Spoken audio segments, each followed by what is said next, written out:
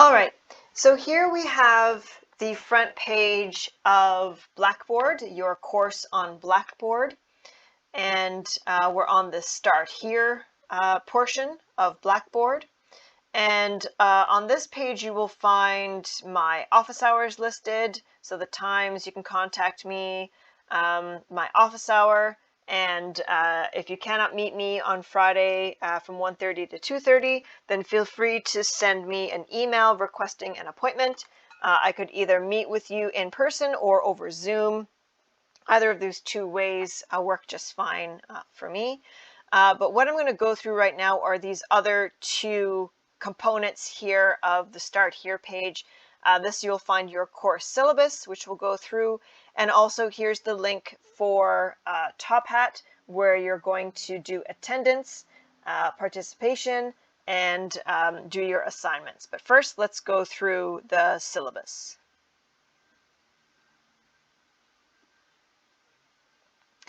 Okay, so here's the course syllabus. I do invite you to download this document so you could have it easily accessible with you. So again, it has all the information about the class, when we meet, the classroom we're in, etc. And also it has information about how to contact me, my email address, my office number, etc. Right? Something I do want to draw your attention to is this first paragraph called the instructor email policy. So I want you to pay attention here. This is outlining how you can expect me to respond, or when you can expect me to respond to emails. The campus and your instructors operate on a business model for emails, which means that emails are often answered between 9 and 6 o'clock. Office models are typically 9 to 5, but here I've just expanded it to 6. So you can expect a reply within anytime between 24 to 48 hours.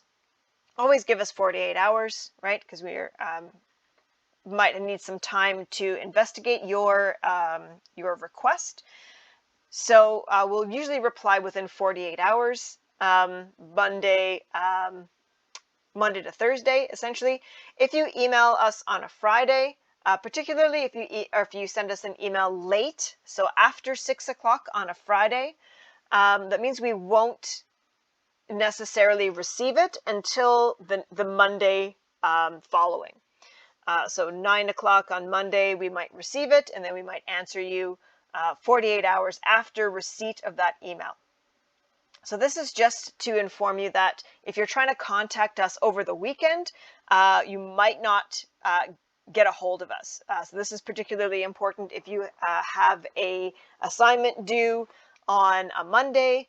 We have class on Fridays, so hopefully that won't be the case for our class. But just in general, applying these same protocols to your other classes. Emailing questions about your assignments. Make sure that you give your instructors lots of time, not only to find the answer, but also to respond to you. And also, please don't expect us to respond late in the evening or on the weekends, right? Because we do operate on a business model, okay? Also, something to pay attention to is please make sure that you are indicating your course number in the subject line. This is a really good practice for all of your classes. Your instructors are probably teaching upwards of 4 courses per year, or per term, I should say.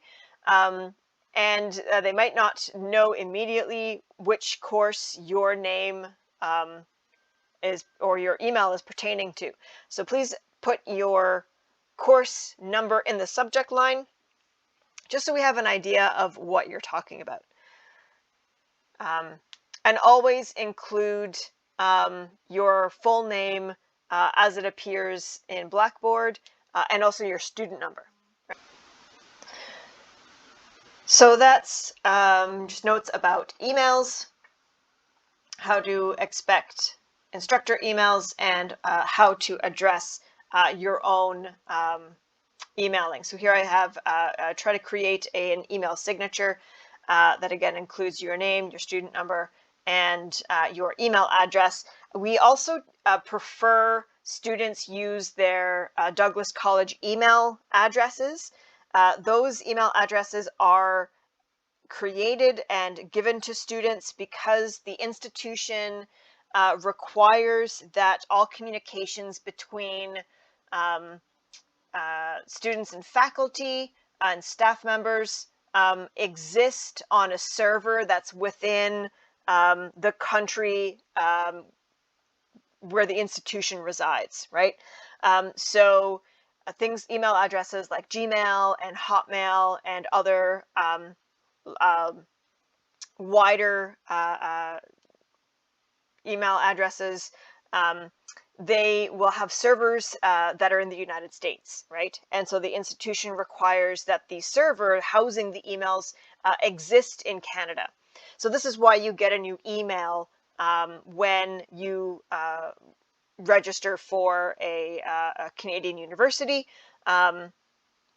It's because the server housing the emails are required by law to be in the same country as the institution.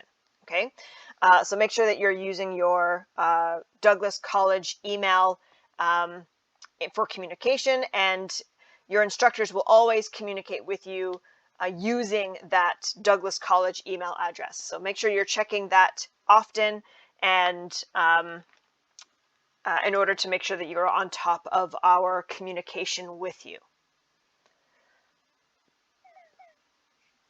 Other things to make note of in this document, we've already talked about the textbook. So the textbook is listed here as well as the Top Hat join code, right? And what we're doing on Top Hat, like I mentioned, attendance, some participation questions, and assignments. So the participation questions are just there to make sure that you understand the content that's being delivered. You're not being graded necessarily on the participation questions. Okay, so here is a description of the goals that we have for this course. Our aims, so what you hope to achieve through the completion of this course, so have a read through those. The grading breakdown, like I mentioned previously, so make sure you go through that as well. The grading scale, all that information. Again, some of the information that I already presented in the slides are here as well, including study techniques, and the fact that your instructors are expecting students to be self-reliant. So we are expecting you to read the material, to read the lecture slides, to do what you need to do in order to get a good grade, to memorize material. So the responsibility for success comes from the student, okay? And that if you are struggling, or if you are under stress, or if something external happens to you, that you're seeking help or you're seeking support from the institution. Okay, so I've provided some links here. If you're struggling with content, here's the link for the Learning Center.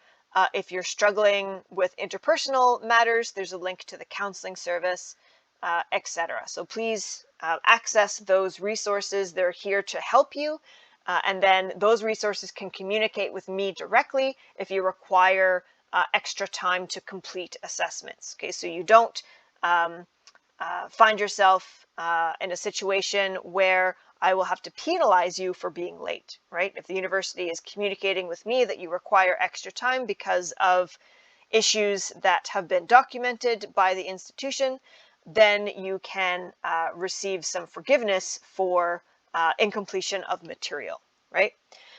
But it's only through documentation that I can give you an extension, okay? So you need to either enroll with accessibility services to get an extension on deadlines, or you need to bring a medical document, doctor's note, or some kind of documentation that you've given to the university or to the college, indicating that you are struggling over the long term with health-related issues. Okay, so we can work with you with that.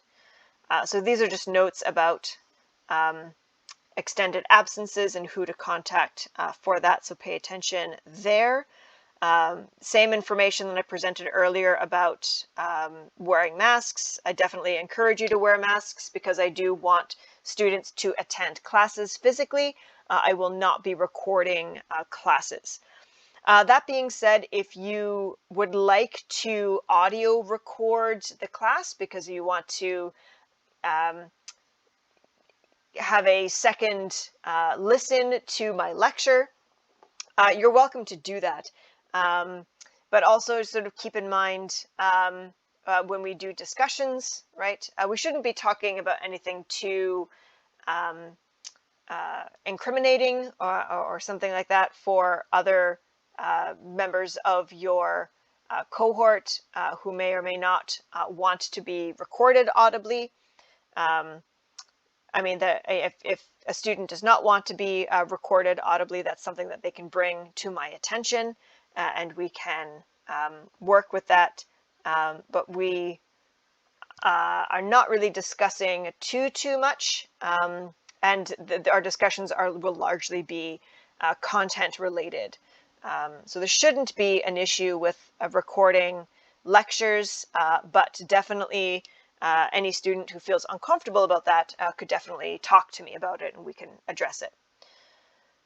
So again, breakdown of the course assessments, so have a read through those, right? Again, description of the midterm and the final exam. And examination accommodation policies. So make sure that you familiarize yourself with that. This is what I really wanted to get to, the course schedule, right? So here's the course schedule for this week, May 10th, where we should be in class, right? But you're listening to this recording right now. For this this week, it would be a good idea to have chapter 1 read. I mean, ideally, it would have been good to read that ahead of time, but you probably didn't access Blackboard until now, so that's fine. But certainly read that chapter. But for next week, you can prepare yourself to read chapter 2 of Fetter's Past and Perspective. Okay, and we're going to go through the history of archaeology and the archaeological record. Okay, so pay attention to the readings that are expected to be completed before the lecture. You have the topic of the lecture listed, and also when we're going to do assignments. Okay, so assignments are going to be conducted through Top Hat, and I'll show you that in a second. And also you have a list of the deadlines, right? So you might need a little bit more time to complete assignment 1. It's a little bit more time consuming. So the deadline to have assignment 1 uploaded to Blackboard is May 31st. Certainly assignment 2 and 3, you can complete those during class. And the materials that we'll be looking at for assignment 2 and 3 will be in the lab. In the classroom, I should say, in the classroom, and you will upload or you will complete your assignment on Top Hat. So it doesn't require an upload. Actually, it's just a fill in the blank or click the box or something like that that you will do on Top Hat. So here, right, our midterm, June 21st, right, when we have our films, and the exam period, August 9th to 18th. So a reminder not to book travel dates or encourage your family members not to surprise you with travel dates until after the 18th. Okay. And then here we just have a list of important dates when we have holidays, the dates for course dropping, to drop a course to receive a W on your transcript, etc. So here's some important dates on there. So make sure you download this document and have a read through it. And if you have any questions about the content, go to this document first to see if you can answer the questions based on the information contained in that document. Oops. There we go. So the next thing I'm going to show you is Top Hat. So essentially you just click on that and it will bring up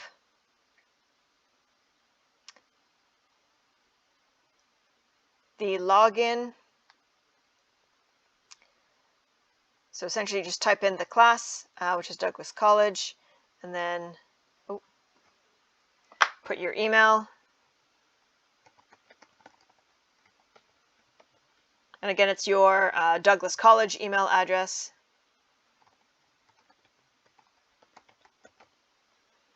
And then type in your password.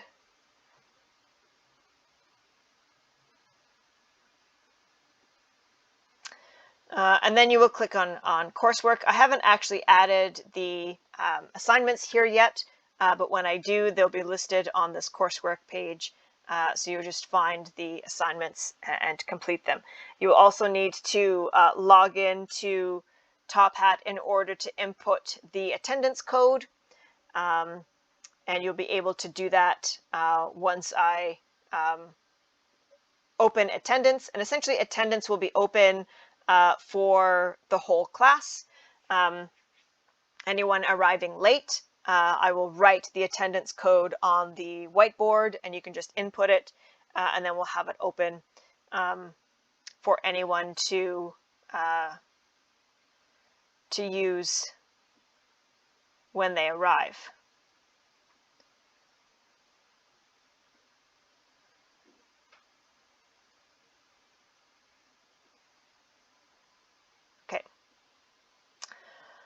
The other thing that you can find if you just click over here for course content are the lecture slides, right? So here's week 1, and in here you'll have lecture slides for what we just did, the course introduction. So you can download that to have all of the information that I just went through for the course introduction.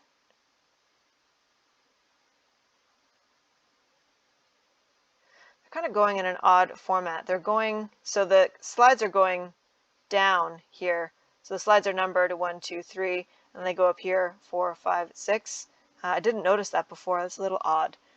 Anyway, but you have all the information there that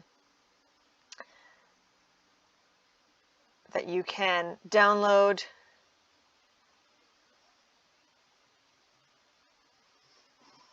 And this information for the lecture that I will do very briefly. So you can download the slides for that. So here they're going the appropriate way. The slides are in the right order. So from left to right.